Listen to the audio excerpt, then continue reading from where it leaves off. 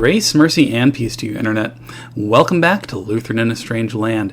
This is part 2 in our series on the heresy of Arianism, the false belief that rather than being God, Jesus was actually a creature, a being created by God in time rather than the eternal Son of the Father. Now, last time we discussed some of the philosophical underpinnings of this heresy, specifically the belief that is very popular in Greek philosophy and in other places as well, that God is so transcendent that he can't really relate to his creation.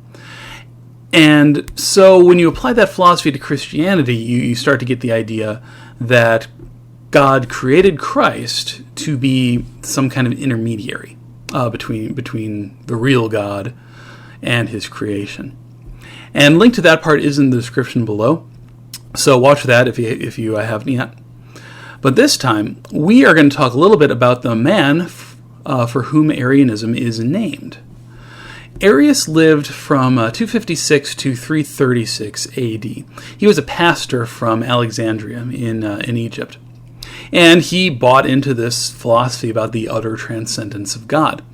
And he applied it to the Bible. He started importing his own philosophy there. And so Arius would talk a lot about the Son's origin. There was a time when the Son was not. It was one of their catchphrases. And Arius argued that, well, if Jesus were actually eternal, then, like the Father, well, then he wouldn't really be the Son, would he? He'd be the brother, not the Son of the Father.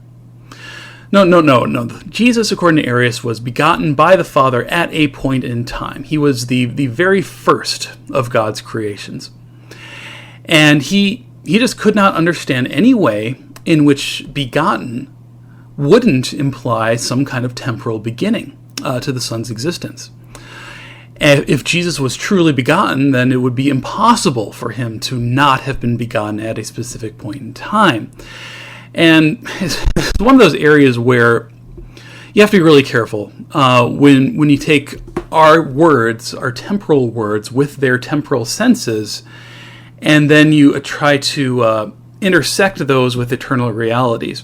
You have to be really careful when that happens. And when Scripture does that, when Scripture calls Jesus begotten. Well, you have to be careful about time and eternity intersecting, and you have to be really, really careful about your own assumptions of what exactly is possible when that happens. Arius assumed that, well, begotten would imply not simply a particular relationship between the Father and the Son, but also a specific beginning to the Son's existence. By way of analogy, but it doesn't have to be read that way. For example, you take a look at two books. Right, and the relationship between these two books is that one is on top of the other. Okay, now you could say that, and you could assume that because that's the relationship, one is on top of the other. Well, clearly one was put on top of the other at a specific point in time, right? But if you take away the temporal sense there, and you say that, oh, well, these are eternal books, they're not, but assume for the sake of argument, these are eternal books, and they were always in this relationship. Well, all of a sudden you can't just assume that one was put on top of the other at some point in time. No, they were eternally on top of the other. The fact that one's on top is just the relationship between the two books, rather than an indication of a temporal beginning to that relationship. And it's the same sort of thing when you get to talk about the Father and the Son. It's not a temporal beginning that the Son was begotten. It describes the relationship between the Father and the Son, the eternal Father and the eternal Son. It doesn't have to imply anything temporal. But Arius taught differently. Arius taught that Jesus was the Son of God, yes, but he was not in the same substance as the Father, as we would say today, or even as we would think of a human Father and Son.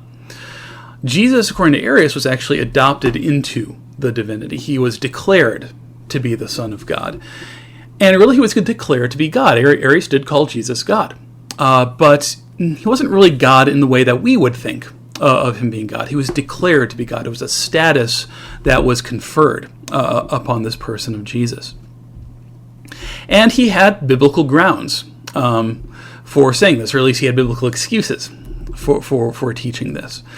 And basically what he did, he used the same text from the New Testament that we would use to show that Jesus was human. Luke 2:40, talking about Jesus growing up. And the child grew and became strong, filled with wisdom, and the favor of God was upon him. It talks about God becoming strong, becoming wise, growing in favor with God and man, is I think the way other translations put that. But clearly, God could never grow, so Jesus isn't God, right? Or John 4:6.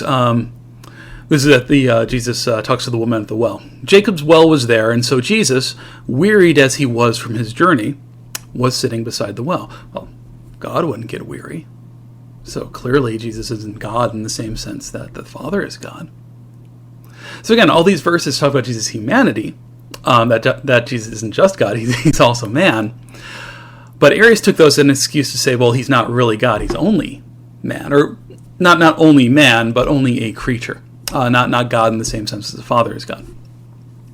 So lots of people at the time just didn't have a defense against that sort of thing. It's nowadays you can Google why is Arius wrong, but back then it was new. There were no resources to look up, and when he starts quoting the Bible, it's not like most people would be able to look to their own Bible to be able to refute this and look at the other verses that talk about Jesus' divinity as well.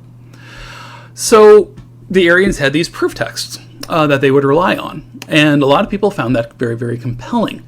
And at the very least, even the people who didn't find compelling necessarily would at least take the attitude of, well, they have their proof text, we have our proof text, and let's all just live together in harmony, right?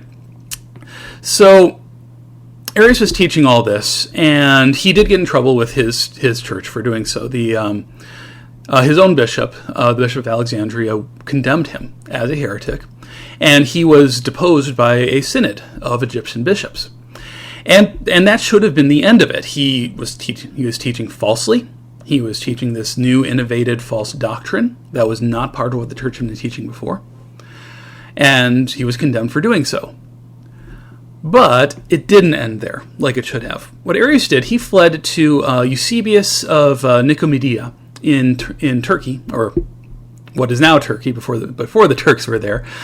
And so he fled to this other bishop. And if you remember from when we talked about modalism, I talked about an extremely important lesson from history. And that's the way that humans perpetually fall into one error by overreacting against the opposite error. And if you think about, well, how does Arius' theology compare to modalism, which we talked about last time? In a way, you could say that, well, they're opposites. The modalists taught that the Son and the Father, they were just different temporary masks that the same being wore. Sabellius taught that the Father was hanging on the cross. So the modalists, they really confused. They confused and commingled the Father and the Son. Arius, on the other hand, Arius is radically separating the two. So that they're not the same substance. They're not even the same kind of substance, as they would say later on. The Son isn't even eternal. He's the creation of the Father. So whereas modalists were smushing the two together, Arius was separating them apart. And Eusebius, he did not learn the lesson of history. Arius convinced Eusebius that he was just being anti-modalist. He was being anti-Sabellian. But his bishops in Egypt, well, they were sympathizers of the modalists. They sympathized with them. They weren't taking that error seriously enough. Not like Arius.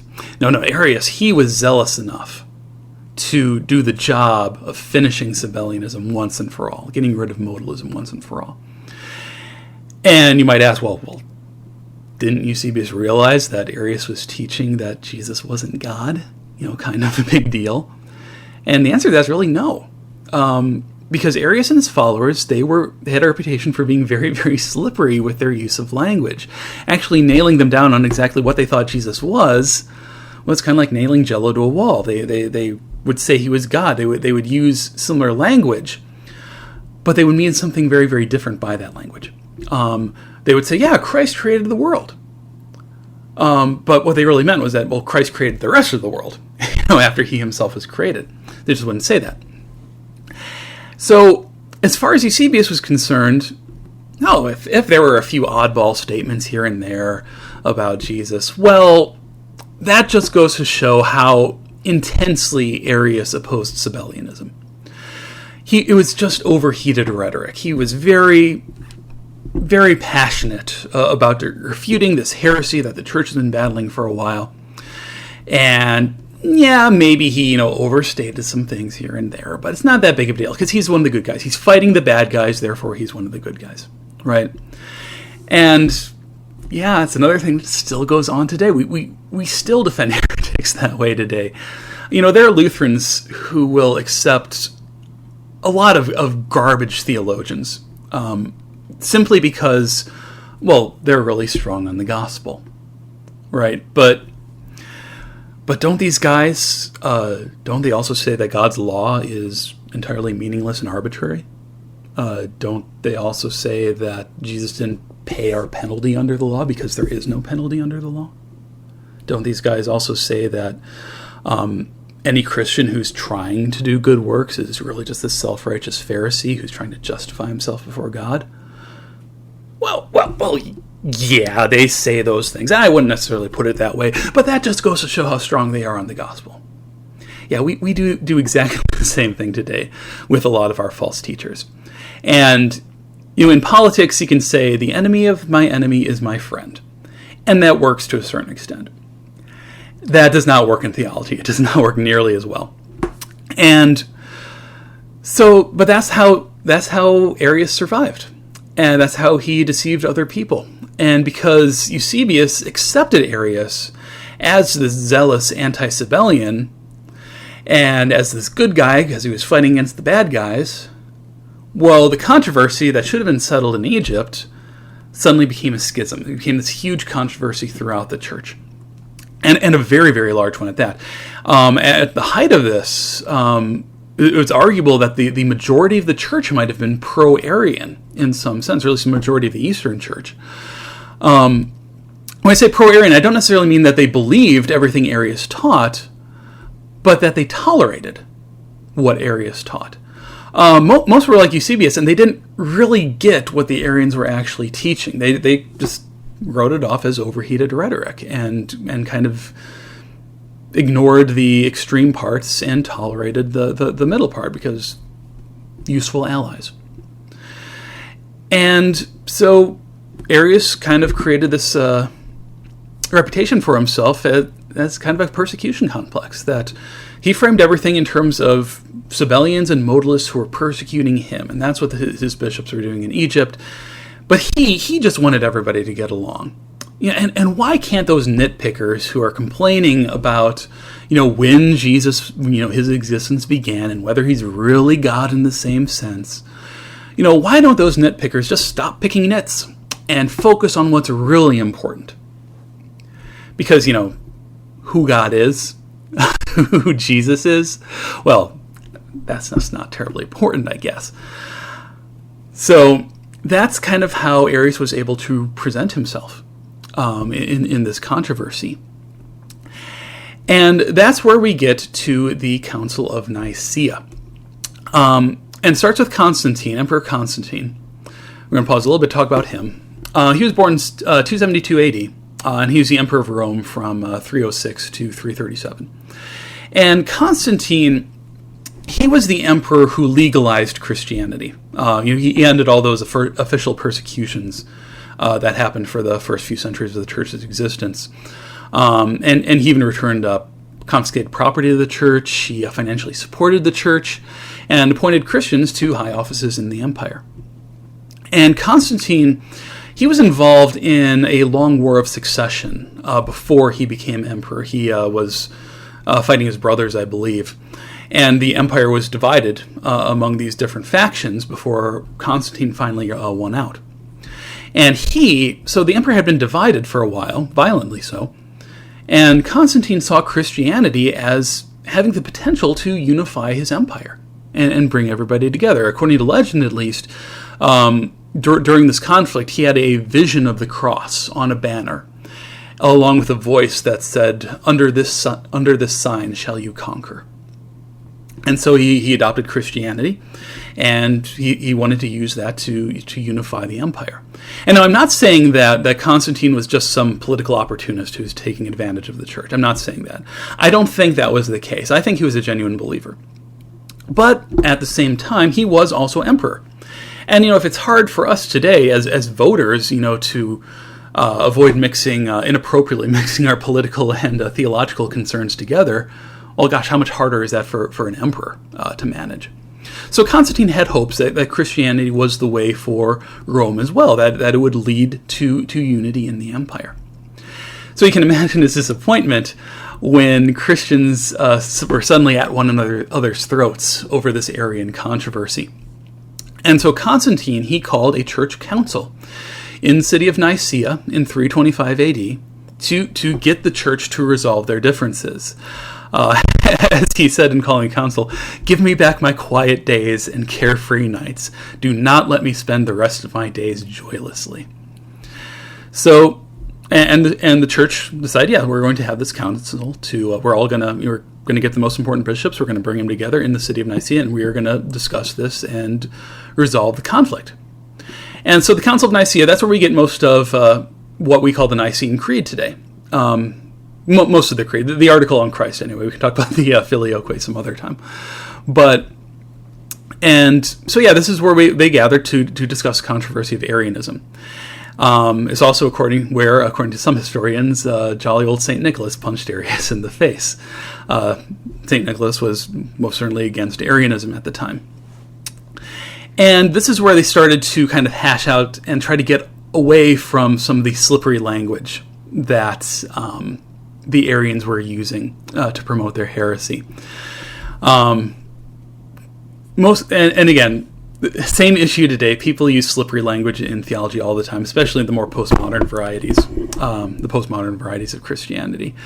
That's why they hate creeds so much, because creeds tend to be very exact and they want to not be nailed down. And you can see this actually in the Nicene Creed if you look at the second article. We believe in one Lord, Jesus Christ, the only begotten Son of God, begotten of his Father before all worlds, God of God, light of light, very God of very God, begotten, not made, being of one substance with the Father, by whom all things were made. And even as a kid, I wanted to it's really laboring the point about Jesus' divinity in this article of the Creed. And the reason it does so is because the Arians were so adept at twisting every phrase in there to their own teachings. I was like, he's God of God because he's declared to be God and was created by God. So yeah, he's God of God. He was begotten of his Father before all worlds. Yeah, he was begotten right before he started the world. So there you go. He was begotten, not made. Yeah, he wasn't made. He was begotten, which is just kind of a special way of being made. And so all these things this is why it's piling up all these phrases in here. But there's finally one point where the Arians were not able to slip away from it, and that's that one phrase in there being of one substance with the Father. Homoousios in the Greek, same substance. He's homoousios with the Father. That was finally too specific for the Arians. They could not agree with that because he's not the same substance according to them. He was some other created substance. And that's ultimately where the dividing lines became, and the council voted overwhelmingly to adopt that language as the creed and to condemn Arianism as a heresy. 304 to 2 was the final tally on that. So again, they called the council, and that should have been the end of it. But once again, it wasn't really the end, or at least wasn't the end yet. The council ended with that creed adopted and with the Arians condemned, but it also proved to be very controversial in the wider church. And coming out of Nicaea, you had essentially three different factions. You had the pro-Niceans, you had folks like Athanasius, who we're going to talk about next week, and folks like Nicholas, who they liked the decision of the council. They approved of it. They recognized Arianism as a heresy and were happy that it was finally condemned. You also had the Arians, who, of course, opposed the decision of the council for obvious reasons. And then the third faction you had coming out of there were essentially the Eusebians. And these were really the majority of the church. These were the people who they did not like that there was a clear dividing line. They wanted to keep it blurry and so that we could all get along, basically. They opposed the use of the word homoousios. Because one, it's not found in the Bible, which is true. It's not found in the Bible. They opposed it because, well, there were Sabellians who used that word. Modalism. They're just getting modalism into the church. They bought into Arius' self-promotion in that regard. And they didn't like it because it was divisive. Because they wanted to be unified, and by putting that dividing line in there, well, it was being divisive. And it was. It really was divisive. And we don't talk about this, but in a way, that is the point of the creeds. It's to be divisive. It's to distinguish truth from error, to divide fact from fiction, to divide those who believe and those who do not. So yeah, it is divisive, but that's a good thing. It's a feature, not a bug, for a creed to be divisive. Jesus told us that he came to bring a sword rather than peace, to turn even families against one another, because the world hates God. And he tells us to avoid false Christs and look out for false teachers. Over and over and over again, you see those warnings. So yeah, you do have to divide truth from error, and creeds are very useful ways of doing so. Or creeds are extremely valuable. But as we still have today, back in the day, you had a lot of people who wanted to prioritize a superficial unity that was based on lies and obfuscation over and against a real unity that was rooted in truth and clarity. So the Council of Nicaea didn't really end the controversy, at least not right away. It would continue on for a long time, and would focus on one person that we mentioned already, a fellow by the name of Athanasius. And that is who we're going to talk about next week.